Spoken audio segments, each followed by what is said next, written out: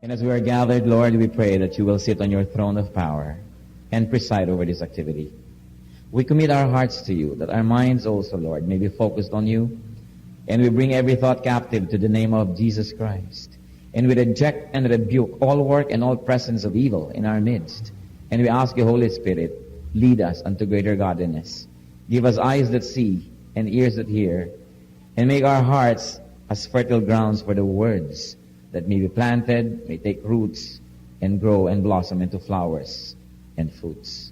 Father, we are your people. We recognize no other God. And so we ask you, preside over us, lead us, teach us, and may we not only increase in knowledge, may we not only increase in understanding, but indeed, O Lord, as we depart from this place later on, may we have been touched by you, so that we may be more and more like your Son, Jesus. Lead us. We praise you and thank you, and we pray in Jesus' mighty name. Amen. The three persons in the marital configuration are all very interesting. Tatluhan dapat sa love affair. Parang may nakakunot na, bakit naman trilogy agad? Dapat kaming dalawa lang.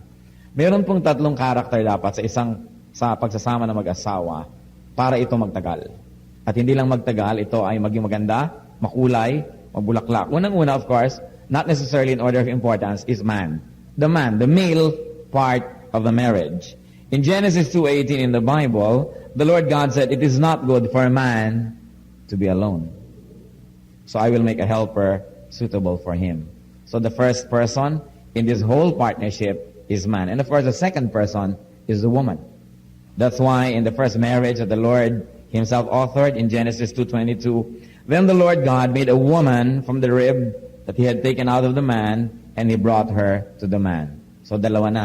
And you would think kompleto na yung marriage. Meron pa po. The more important part of this partnership is God himself. Marami pong mga marriages ngayon nagkakagulo kasi yung babae lang at lalaki, hindi nila naisasali ang Diyos. Pag gumagawa ng mga desisyon, sila lang nagde-decide. O yung babae lang, o yung lalaki lang, hindi kasali ang Diyos. O kaya lumalabas sila sa mga kautusan ng Diyos, kaya nagkakagulo. If we're going to review all miseries of husbands and wives, mostly they come from leaving God out. Except if they were very godly but going through trial, which is another story. So ang Diyos is the third person in marriage.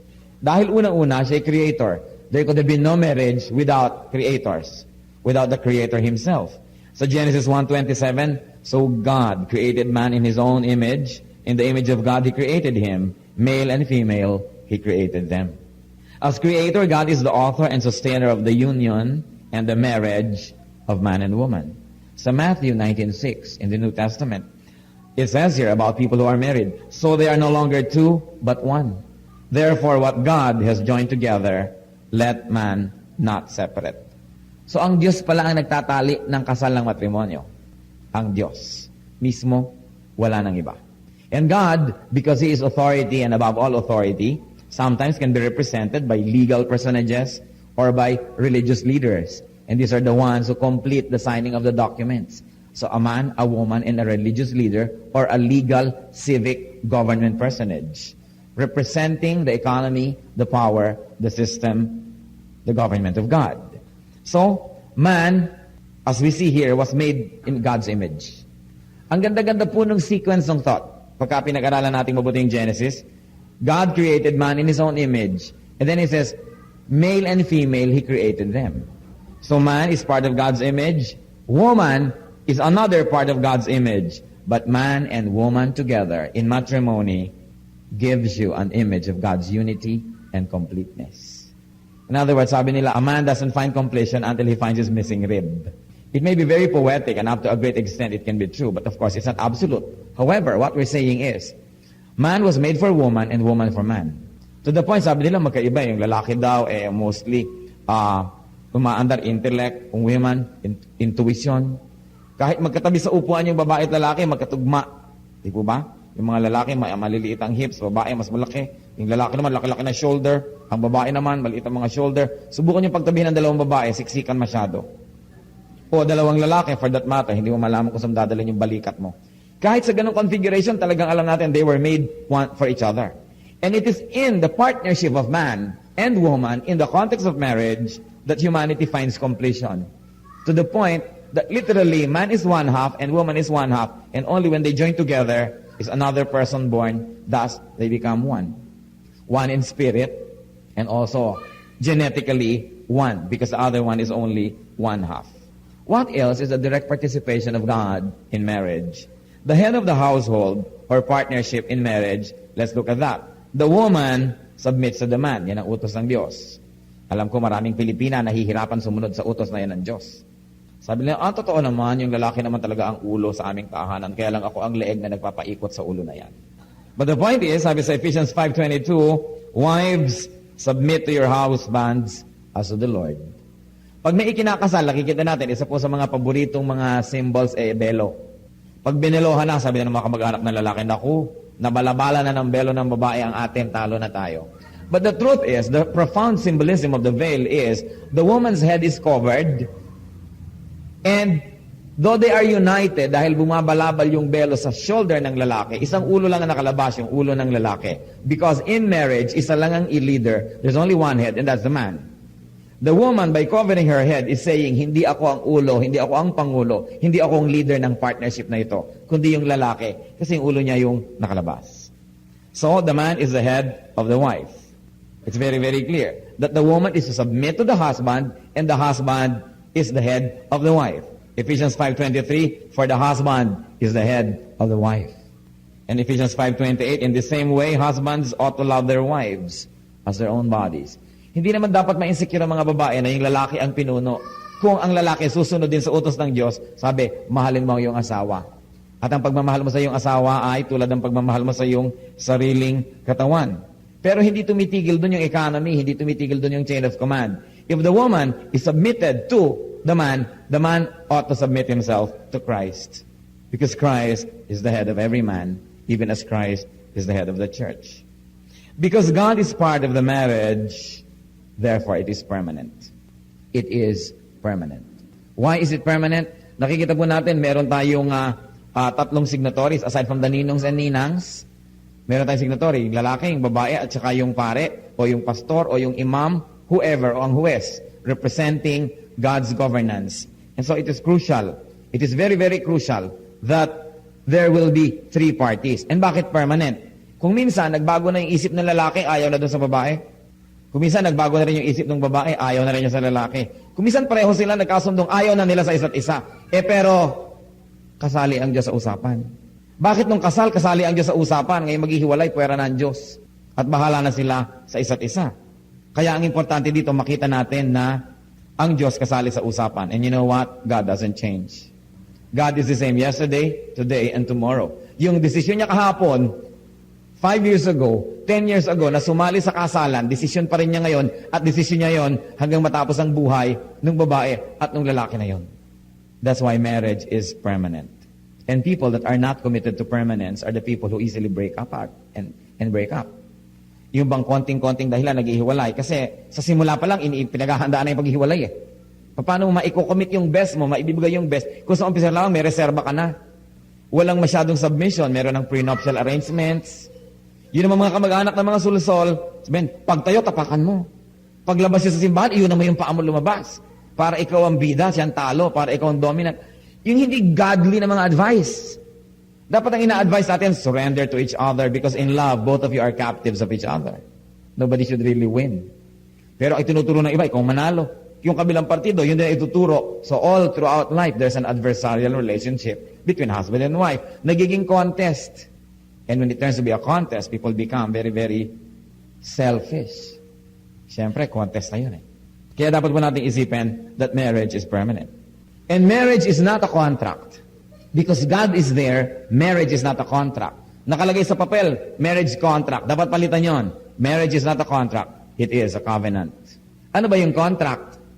Sa contract, dalawang partido. Gawin mo yung parte mo, gagawin ko yung part ko.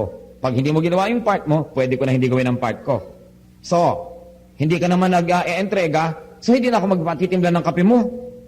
Hindi ka naman nice, so hindi na rin ako nice. Hindi ka naman mabait, so hindi na rin ako mabait.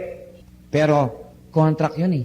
Parang supplier. Hindi ka naman nag-supply, hindi ako magbabayad. Ang usapan natin, ang idadalhin mo mga produkto, dilaw, ang dinala mo blue. Pwede na ako hindi magbayad kasi hindi mo sinunod ang kasunduan. But marriage will be cheapened if we will equate marriage with a contract. A marriage is a covenant. And what is a covenant?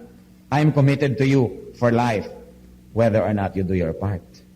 Kasi kung yung commitment ko sa'yo is only dependent on your commitment, paano na kung nagtaksil ka, di magtataksil na rin ako? It's only a matter of sino yung nauna. Paano kung nagkulang ka? Pwede na rin ako magkulang. So, nagalit ka sa akin, pwede na rin ako magalit. Iniwan mo ako, iiwan na rin kita. Ano mangyayari? Pero yung covenant po, kasi ang relation ni Lord ka sa church, katulad ng relation niya sa atin, hindi naman contract kay covenant. Nung bang iniiwan niyo ang Diyos, iniiwan kayo. Pag ba hindi tayo faithful sa Diyos, hindi na siya faithful. Pag ba kinakalimutan natin ng Diyos, kinakalimutan na niya tayo? No. Because God is a covenant with us through Abraham. So kahit nagkukulang tayo, hindi siya nagkukulang. Kahit nakakalimot tayo, hindi siya nakakalimot. At yung relasyon ni Lord sa church, yun ang pattern ng relasyon ng mag-asawa sa isa't isa. Kaya sinasabi sa husband, love your wife even as Christ loved the church. Therefore, hindi tayo dapat masyadong serious about this relationship becoming a contract. Katulad sa ibang bansa na may divorce. Ay naku, humihilik pala to ng malakas, divorce. Hindi pala to mabango pagka ganito, divorce. May ganito pala siyang habit, divorce.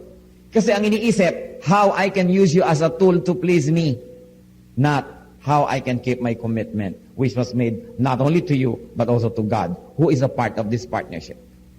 Dapat po nating tandaan, ang mag-asawa man, magkasundong maghiwalay, magbago man ang isip nila, magbago man ang pag-ibig nila, ang Diyos hindi nagbabago. At kasali siya sa usapan. Kaya hindi siya dapat ipuwera pag nagkakagulo. Sa katunayan, kaya siguro nagkakagulo, dahil ipinwera siya. O hindi siya masyadong isinasama. So, marriage is not a contract but a covenant. Therefore, consult with God. When we make decisions, consult with God. God is an active part of the marriage. Now, what are the sublime goals of marriage? Marami naman mga goals. Pero may malalim, may mababaw. Ang pag-usapan po natin yung malalalim na dahilan ng pag-asawa, yung goals of this partnership between man and woman. Of course, it's for happiness. It's for help. Sabi, I will make a helper fit for him. In much the same way, man is a helper of the woman. Hindi naman yung babae lang ang helper. Kung minsan, ang hirap-hirap for this marriage to work dahil hindi fair. Nung araw na ang mga lalaki lang nagtatrabaho sa labas ng bahay, ang mga babae nasa bahay full-time, although hindi sasabihin dapat na walang trabaho. Ano, hindi ba trabaho yung maging tubero sa bahay, maging nurse, maging janitress, maging cook, maging lahat-lahat? Sasabihin kasi iba, wala naman akong trabaho. Ano akala nyo sa ginagawa nyo araw-araw sa bahay, hindi trabaho? Yan ang trabaho, walang sweldo. Pero may trabaho. Pero dapat yung mas maging tender na yung mga men with the women, hindi katulad ng mga nauna natin generation na parang mga si Julius Caesar, ang mga asawa. Kumisan pareho naman kayong working, pareho kayong nasa labas ng bahay, hirap na hirap. Pag uwi, ang babae pa ang dadaan sa supermarket o sa talipapa, wherever, siya pa ang magluluto. Habang naku, siyempre, nanonood naman ng TV, nagpapahinga naman si lalaki. At pag dulog, hain na naman itong babae. Pagkatapos, tayo na naman uli ang lalaki at manonood na naman ng TV habang ang babae ligpit ng ligpit. At kung walang mga katulong, nagbababad ng labada o namamlansya ng isusuot bukas, siyempre nakahiga na si mister, huy, halika na, nagyayaya na naman. So hindi na matapos-tapos yung babae. Ang sabi ng Panginoon sa lalaki, love your wife as you love your own body. Napakahalaga. Mabuti ng mabuti kung full-time housewife, eh kumisan hindi na uso ngayon yun eh. Because of the needs ng pamilya, parehong merong trabaho. Therefore, dapat nagtutulong.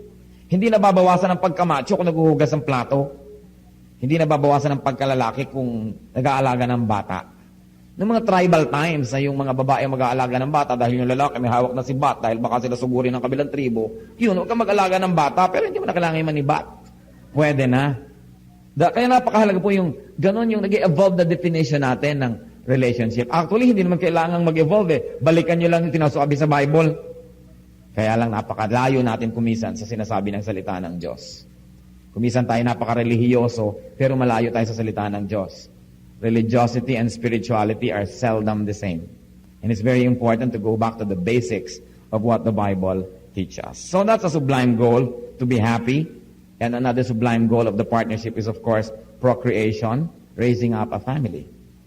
To populate the earth, not with just earthlings, to populate the earth with worshipers. Bakit ba nilikha ng Diyos ang tao? Para siya worshipin. So dapat, habang pinaparami ang tao sa planeta, dumadami ang worshiper. Therefore, it becomes a divine obligation of man and woman, husband and wife, not only to raise up children, not only to raise up intelligent children, but to raise up godly worshipers. It's important. If you don't win for Christ, the youth, early on, they can become your enemies tomorrow. And the gravest enemy can come from your very own household. That's why we've got to go back to the very basics of what God's Word teaches us. What about man and woman with God? Kanina kasi man and woman lang eh. Ano ba yung goal nila together? Now, man and woman on one part and with God. Ano ba yung goal? The goal of marriage is worship. Bakit ba binigyan si Adan ng babaeng makakasama? Para makatulong sa kanyang pagmamanage ng resources ng planeta, para makasama niya sa pakikipag-fellowship sa Diyos, para makasama niya sa worship. It's very crucial. What else? Man, woman, with God. The higher goal of marriage is righteousness and holiness. Bakit? Sabi ni Paul. Si Paul kasi single eh. Sabi niya, well, yung mga gusto sa inyo mag-serve kay Lord nang wala ng mga iba pang aalalahanin, I suggest you stay single. But, sabi niya, if you are aflame with passion to the point that you will commit sin, marry. Ibinigay yung institution of marriage para yung ating very legitimate physical needs and physical desires may be met. Wala nang excuse ang isang taong may asawa na humanap pa ng physical pleasures outside of the marriage, kaya nga siya binigyan na ng asawa. It's already a perversion of God's design when any part of this partnership begins to look for physical fulfillment outside of marriage. Sa Leviticus 11:44, sabi ng Panginoon, I am the Lord your God, consecrate yourselves and be holy, because I am holy. So isa yan, higher goal, worship, righteousness, holiness, and also fellowship. Fellowship with God. Man and woman together, fellowshipping with God. Hindi yung woman lang ang fellowshipping with God. Dito sa ating bansa, merong kakatuwang hang-up ang maraming kalalakihan na ang relihiyon pambabae. Kaya magpupunta sa church ang buong pamilya, pagka masermon, nalabasan ng lalaki, maninigarilyo sa labas. Merong mga padasal-padasal ang mga pamilya, pag magdadasalan na, maglalabasan na yung mga lalaki, ang matitira yung mga babae at bata. Parang ibinibigay natin yung spiritual leadership sa family sa babae. Hindi yun ang utos ng Diyos. Ang inutusan ng Diyos na maging spiritual leader ng pamilya, yung lalaki. Society is in disarray because men and women are abandoning their God-given duties and positions. So, man and woman together should fellowship with God through prayer, through devotion, through service. One of the deepest ways to fellowship with God is to do His work side by side with Him.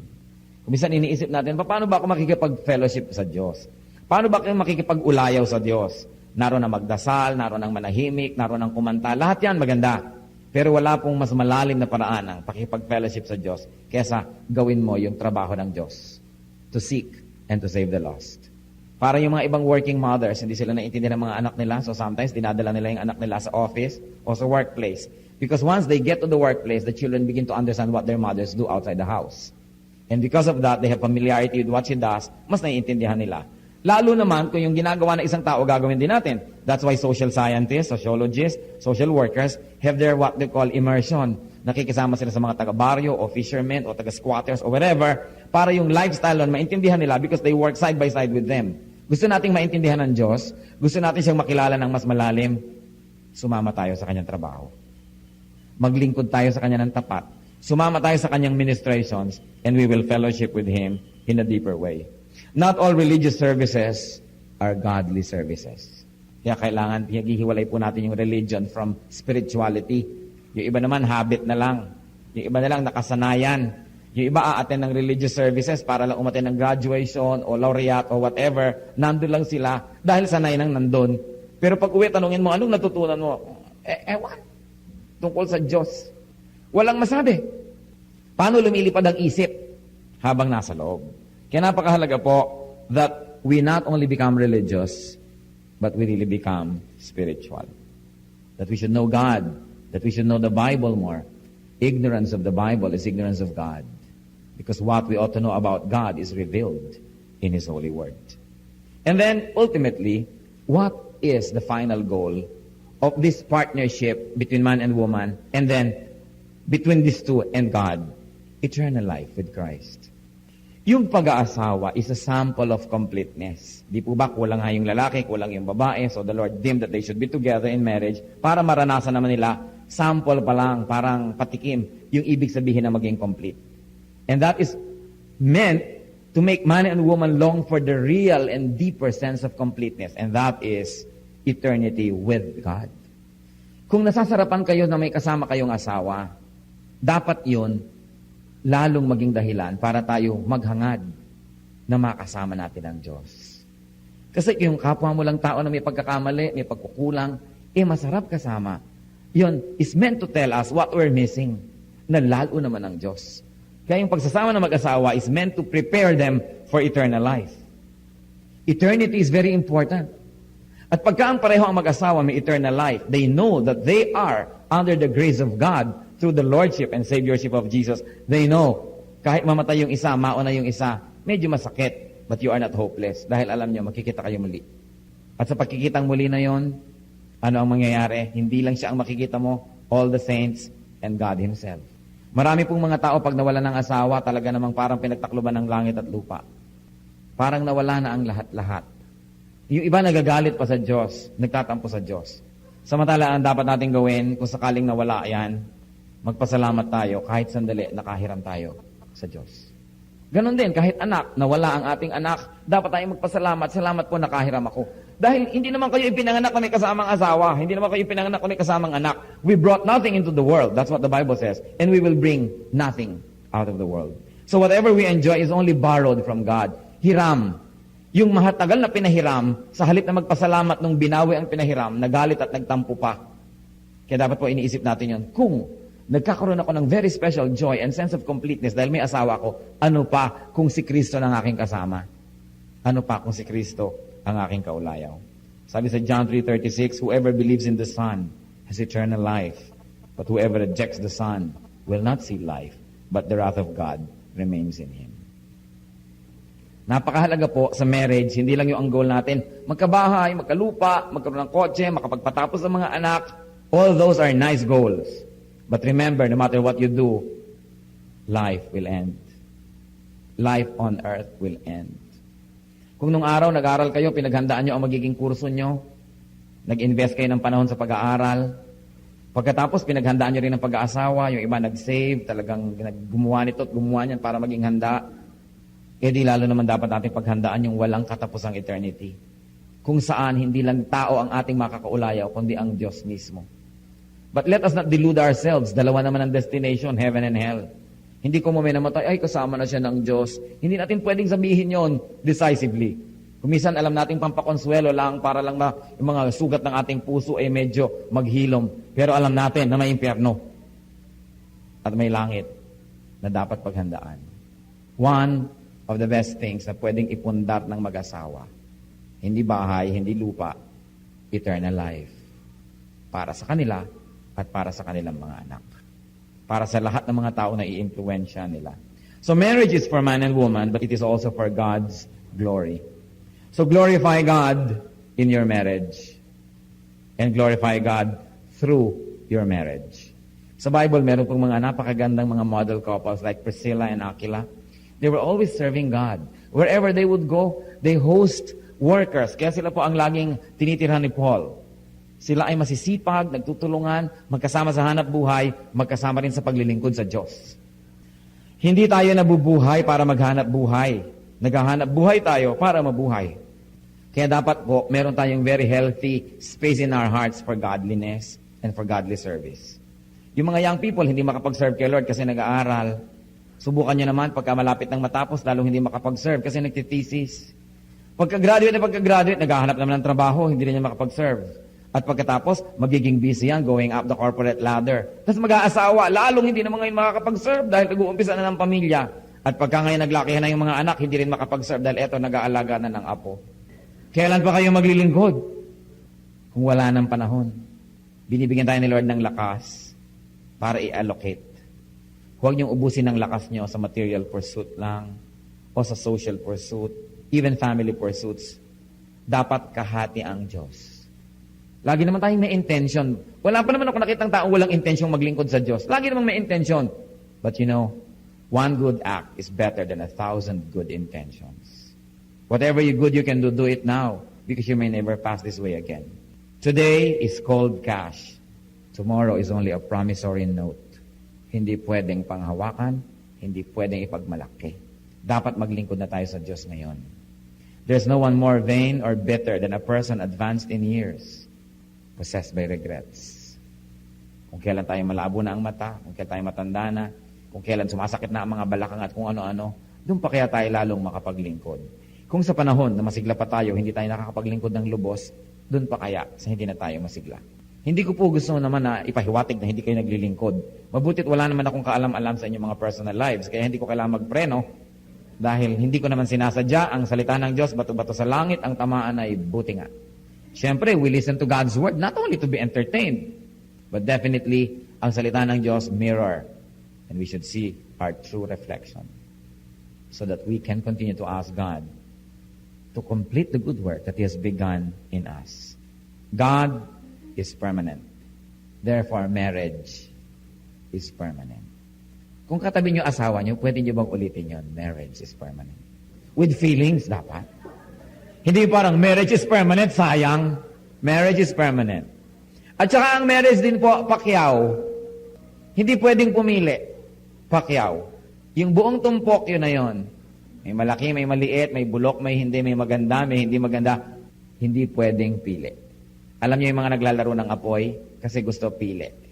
Gusto nila yung pagiging domesticated ng wife nila, pero gusto naman nila yung kung anong katangi, anong wife ng kung sino. At gusto nila yung katangi, anong kung sino doon. Gusto nila kunin lahat yon, kaya nagkakagulo-gulo. Walang pili, yung tumpok nyo doon lang. Yun na yun. Kaya, dalawang bagay lang naman ang kontento eh. Di po ba? To get what you want, or to get what you like, and you don't get it, to like what you got. In both cases, that will lead to contentment. Sabi sa Bible, there is great godliness in contentment. So kailangan po matuto tayo maging kontento. Count your blessings. Count your blessings. Many people are continuously looking for Miss Right without bothering to become Mr. Right. Laging parang ako ang ma-please, ako ang ma-please, ako ang ma-please. Hindi ganun yung marriage. Hindi ganun ang relasyon ng Lord sa kanyang church. At yun po yung pattern. God is permanent. Marriage is permanent. Kaya pagandahin na lang yan. Kung may mga kulang, dagdagan. At kung talagang hindi na madagdagan, tanggapin nyo, yun na yun. Kailangan, hindi na hinahanap pa sa iba. Enjoy. Do not endure marriage. And very important po sa marriage, acceptance. Mapapansin nyo siguro, hindi kayo siguro magdi-disagree, sa pagtagal ng panahon, yung akala nyo pinakasalan nyo, iba pala. Meron din pala kayong mga illusions about the person. Hindi pala siya yung totoo. So, nadidiscover nyo yung totoo. At yung totoo na yon, patuloy na nagbabago. Yung totoo 5 years ago, hindi na rin totoo ngayon. Halimbawa, 5 years ago, meron pa siyang kilay. Ngayon, drawing na lang. Ganun talaga ang buhay. Nagbabago. Nung pinakasalan nyo siguro, close-up smile. Ngayon, nakababad na sa baso ang ngipin. Kasali yan sa pagbabago ng mundo. Napaka-unfair eh. Napaka-unfair ng ating concept of beauty. Para sa atin, ang maganda yung nagtatagumpay labanan ng force of gravity. But you know that as we all grow older, we give in to the forces of nature. One of them, the force of gravity. So parts of our anatomy begin to sag here and there. Kasali yon sa tinatanggap. Nakaka-oppress kasi, yung mga lalo sa mga babae na kailangan laging magpa-stretch ng mukha, magpa-kung ano-ano. Kaya kung minsan tuloy, sabi mo, ang ganda-ganda naman ng dimple mo. Hindi, pusod ko yan. Doon na pala nakarating ang facelifting. Tuloy, kahit tawa na malakas, hindi na makatawa dahil mapipilas ang pisngi. Di po ba nakaka-oppress? That's why, sa mga kapwa natin lalaki, dapat paalala. Pagka, when the faces begin to sag, nagkaroon na ng mga kung ano-ano, kasali yan sa covenant. Kasali yan. Hindi dapat na naghahanap ka na naman kapitbahay mo na banat ang mukha at 14 anyos. Dahil, that is not God's way. Kung minsan, gusto mo yung magandang-maganda yung kamay, paano naman pumangit yung kamay, kalilingkod sa'yo at sa iyong anak. Therefore, magandang kamay yan. Ano po ba yung magandang kamay ng babae? Ang magandang kamay ng babae, yung kamay na naglilingkod sa kanyang asawa at sa kanyang mga anak. Yan ang magandang kamay. Huwag kayong ma-oppress ng Greek standards of beauty. Lalong-lalo, huwag kayong magpapadaya sa standards of advertising. Hindi sila totoo. Kahit yung mga model, kutakot-takot na makeup at lighting pa ang ginagawa bago kunan niya ng litrato. Huwag kayong magpa-oppress Meron man dyan totoo, bihira. At siguro hindi nag-aalaga ng asawa at anak, hindi nagkukudkod ng mga kawali at mga kaldero, hindi siguro yung naglilinis sa mga talaba at hindi nagkukusko sa mga banyo. So maganda man ang daliri nun, doubtful kung magaling na kasama sa bahay. Bagamat, hindi naman kapintasan kung nakapaglingkod na kayo, maganda pa rin yung kamay nyo dahil na-maintain nyo. Pero hindi pangit ang kamay na naglilingkod. Yun ang magandang kamay. God is in marriage, so keep marriage sacred. Sabi sa Hebrews 13:4, marriage should be honored by all and the marriage bed kept pure. For God will judge the adulterer and all the sexually immoral. Huwag po kayong magpapadala sa mga pananaw ng sanlibutan. Alam niyo naman, sikat na sikat yung maraming asawa, yung maraming ganito at ganon. Hindi yan. Pag umuulan na ng asupre at kumukulog at kumikidlat at bumubuka na ang lupa, sa Diyos kayo tatawag. Hindi sa mga tagahanga natin, sa ating mga kahangalan. Kaya yung mga sinahangaan, wow, bilib naman ako dyan, ang dami-dami niyang asawa, yun ang unang tatamaan ng mga kidlat. At pag kayo nanganganib, hindi kayo pwedeng humingi ng tulong doon, sa Diyos kayo tutulong. Kaya bago dumating ang panganib, obey God and live according to God's law. Because we will all face God. As sure as we were born, we will die. And we will meet our Maker. Ang pinakamalaki pong ibinigay sa tao ng Diyos na dapat niyang alagaan ay hindi ang planeta, hindi ang continent, kundi ang kanyang asawa. Some of you are very good fathers, but the first step to becoming a good father is to become a good husband. To become a good husband to your children's mother. Ganon din po yung mga nanay. Napakarami, lalo mga Pilipina. Bilib ako sa mga Pilipina. I have studied so many cultures. Ang huhusay ng mga ina. Pero kumisan sa husay na ina, nanineglect na rin yung mga husbands. So dapat mag-decide din kayo mga nanay, sino bang katabi nyo sa gabi, ang inyong mga anak o ang inyong asawa? Kasi para kumisan mga inahing manok, nakapaligid lahat ang mga ano dyan, kaya naaapektuhan tuloy yung personal relationship ng mag-asawa. Kaya mag-decide kayo, magiging ina ba kayo o asawa? Tatandaan nyo, asawa muna kayo bago kayo maging ina. At ganoon din po yung mga lalaki, asawa kayo bago kayo maging ama. Yung mga anak, dagdag lang yan ng Diyos. Kadalasan kasi pag nagkaanak, nawawala na kayo ng panahon para sa isa't isa, puro anak na lang, hanggang mamaya sasabihin ng isa, kami naman para magkapatid na lang. Delikado yan, magkapatid na lang, baka may iba nang itinatangi, kaya kapatid ka na lang ngayon. Kaya dapat hindi nawawala yung passion. Alam niyo ba sa Bible, nabasa niyo na ba yung Song of Songs ni Solomon? It tells you about the intimate relationship between husband and wife. Very, very intimate, very sensuous, but nothing is dishonorable in the marriage bed. Basahin niyo po yun para lalong mabuhay ang apoy at magsiklab ang inyong mga pagmamahalan sa isa't isa. Kaya kailangan ay patuloy ang ligawan. Kasi naman kumisan yung mag-asawa, kung mo asawa na, yung lalaki hindi na siya nagpapakyut. Kung ano na lang, yun na. Yung babae rin hindi na nagpapakyut. Lagi na lang parang kinulang nakabuyangyang. Hindi na tuloy panabikan dahil lagi na lamang nakahambalang. Kaya kailangan naman medyo playing hard to get kayo paminsan-minsan. Dahil yung courtship hindi dapat natatapos. You know, courtship must be lifelong. Hindi ko mo sumagot na, naging asawa nyo na, tapos na.